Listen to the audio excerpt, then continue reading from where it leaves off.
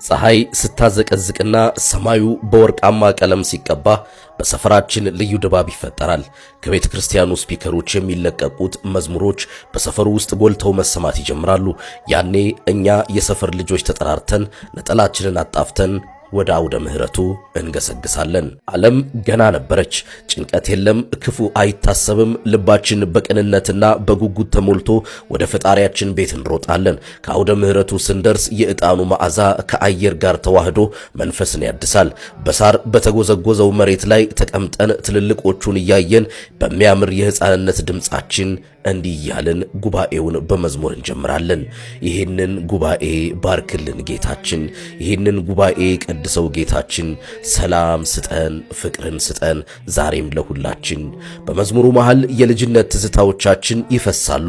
መምህሩ ትምህርት ሲያስተምሩ አይናችንን ሰቅለን የምንሰማው፣ መዝሙር ሲዘመር አብረን የምናጨበጭበው፣ አንዳንዴም ድካም ሲመጣብን ከጎናችን ባለው ጓደኛችን ትከሻ ላይ ተደግፈን የምናሸልበው ያ የንጽህና ዘመን፣ ከቤተ ክርስቲያን ቅጥር ግቢ ሳንወጣ የምንጫወተው የድብብቆች ጨዋታና በጨለማው ውስጥ የምንሰማው የቅዱሳን ታሪክ ዛሬም ድረስ በልባችን ታትሞ ይኖራል።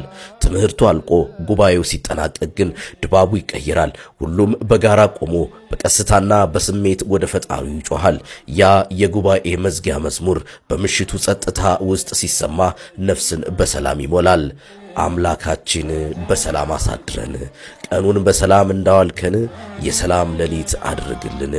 ይህንን ዘምረን ስንጨርስ በበረከት ተሞልተንና ነገን ናፍቀን ወደ ቤታችን እንመለሳለን።